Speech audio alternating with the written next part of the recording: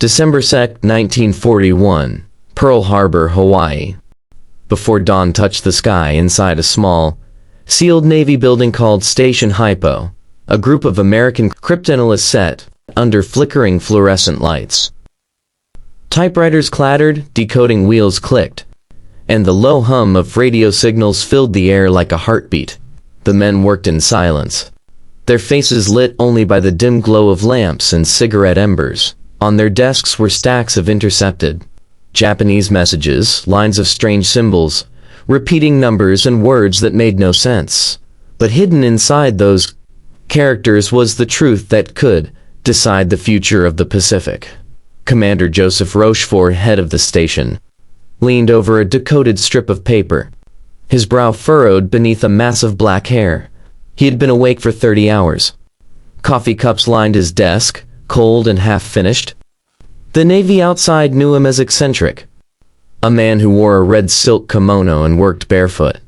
But here, among his team of mathematicians and linguists, he was their compass. Every mark of ink on the paper mattered. Every mistake could mean American lives lost at sea. The room smelled of sweat, paper, and urgency.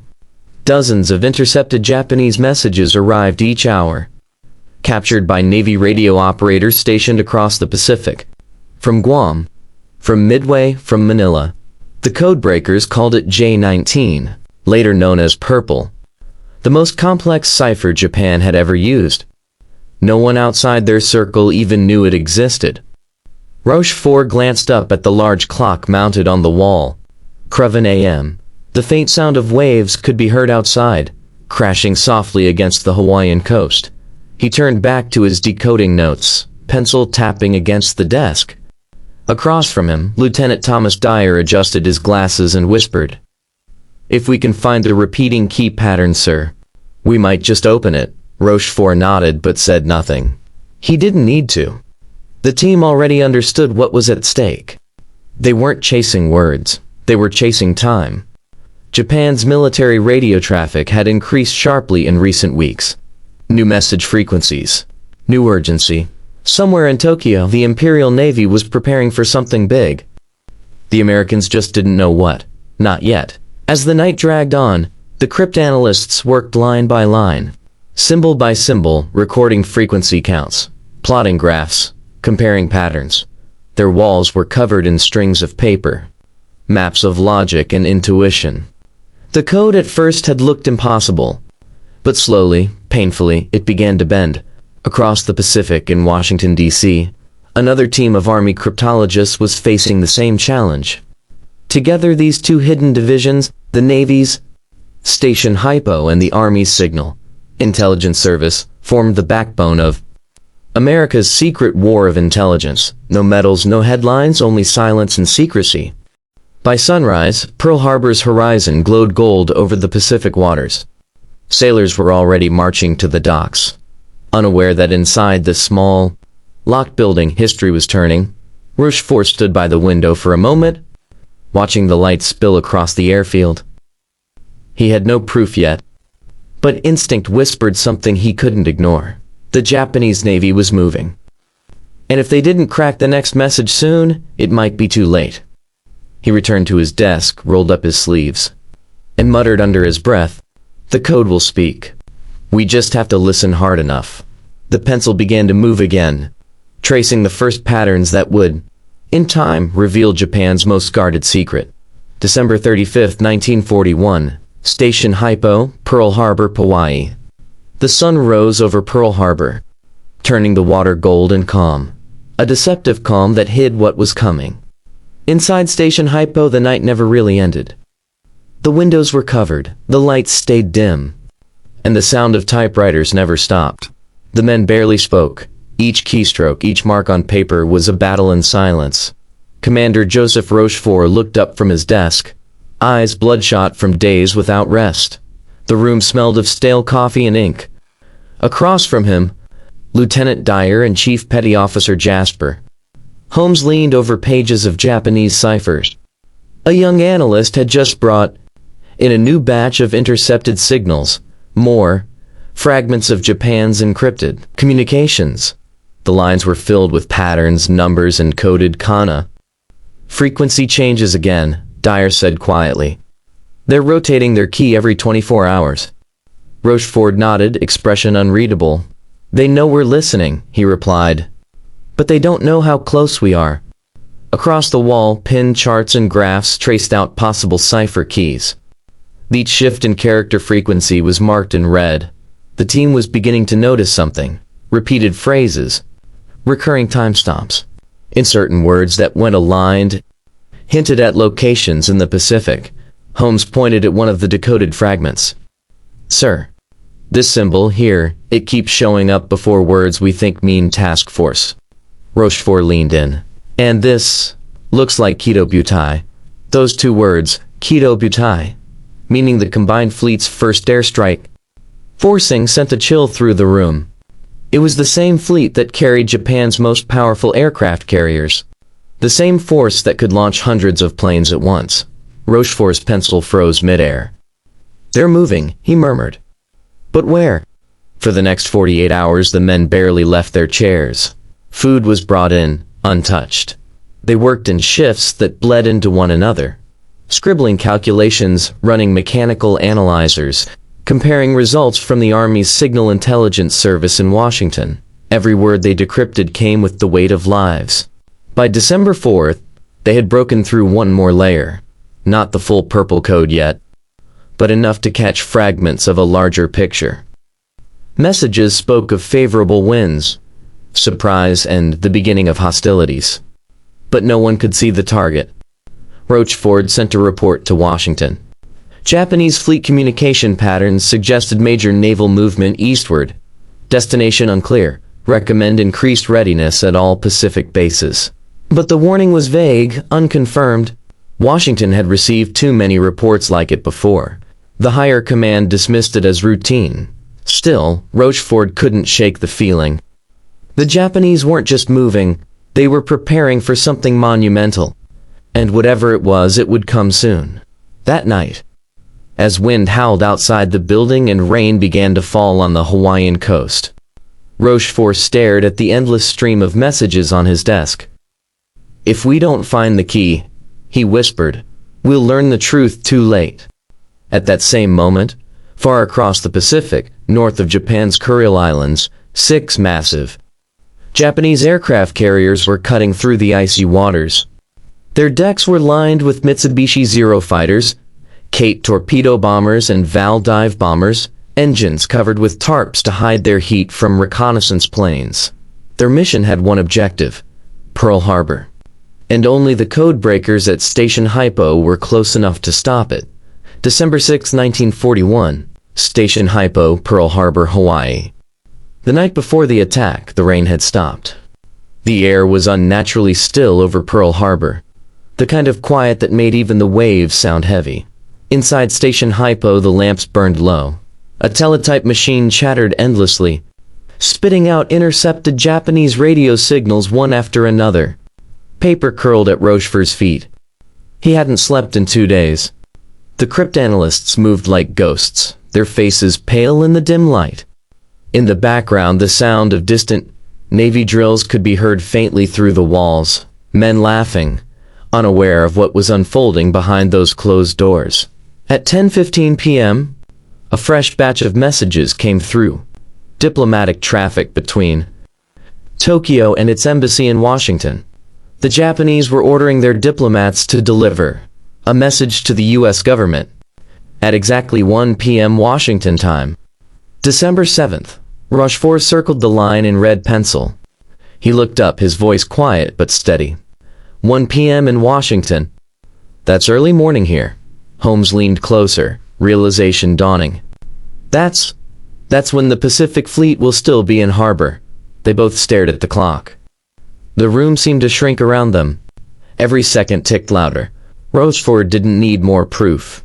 He'd seen enough to feel the truth. The Japanese were about to strike, and Pearl Harbor was the target. He typed up his analysis immediately, sending a priority message to Washington and the Pacific Fleet Command. It was marked urgent, possible imminent hostilities, but the signal disappeared into the endless chain of bureaucracy. In Washington, it was just another piece of intelligence in a sea of reports. The warning would arrive, but too late. At 3:00 a.m., Rochefort removed his glasses and rubbed his temples. Around him the typewriters still clacked, the men still calculated.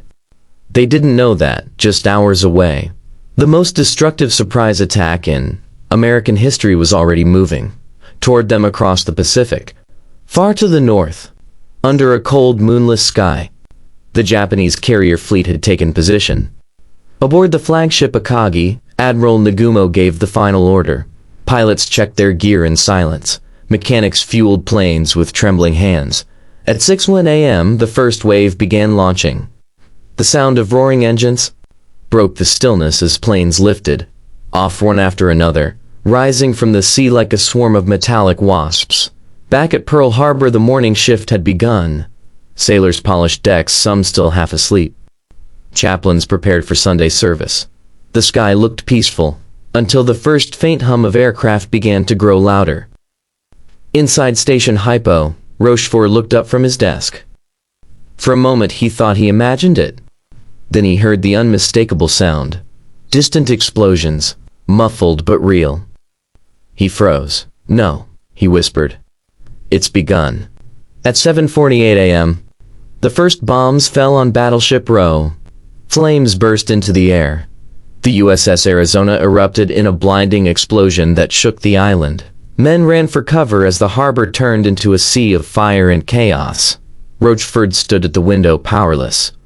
The code had spoken, but too late. The message had been cracked, but the world hadn't listened.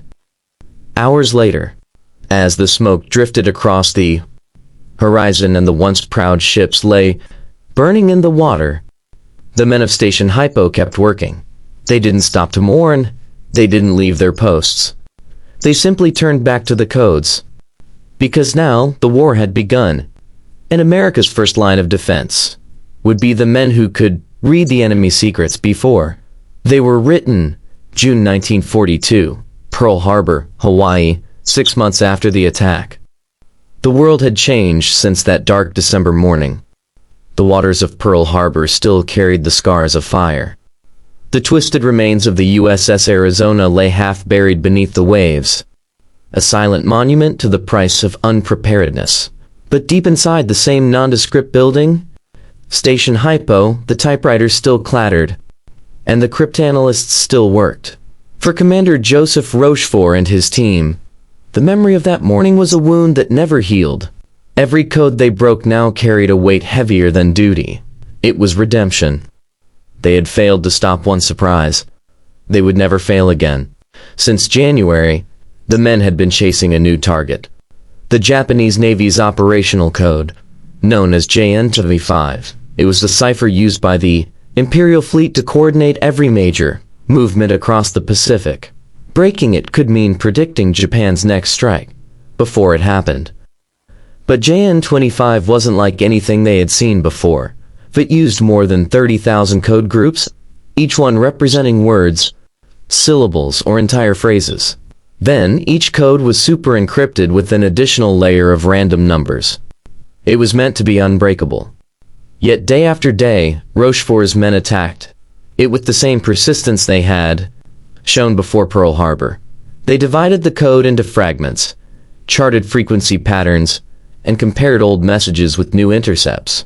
Slowly, painfully, the wall began to crack.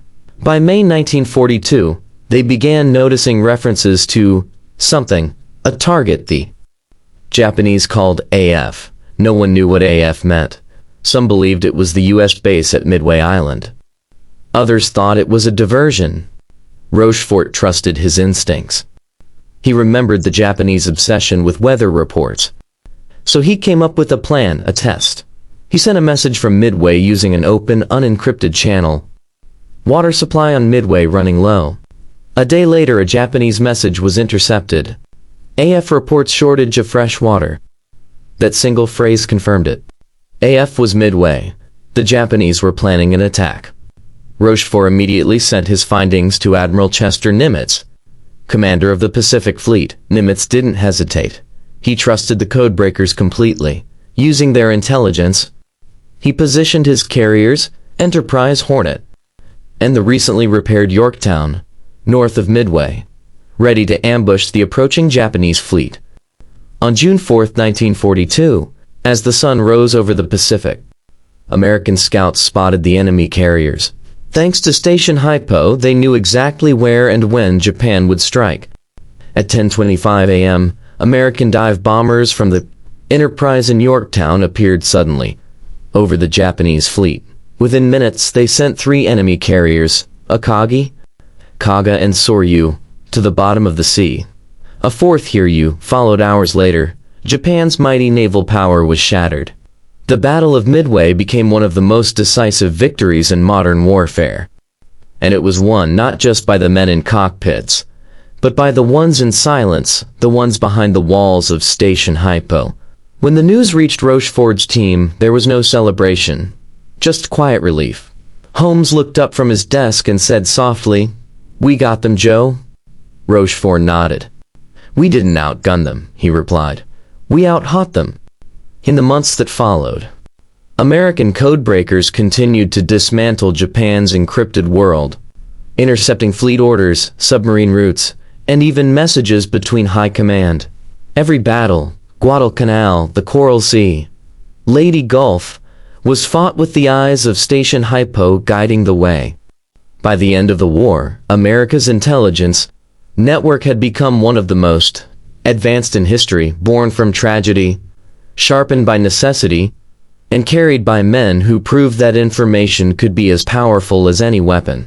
On August 15, 1945, when Emperor Hirohito announced Japan's surrender, Rochefort stood alone outside the same building where it had all begun. The Pacific wind moved through the palm trees, and for the first time in years the island felt peaceful. He thought of the thousands who never came home, of the lives that might have been saved had the warnings been heard sooner. And yet he knew, because of what they had done, countless others had been spared,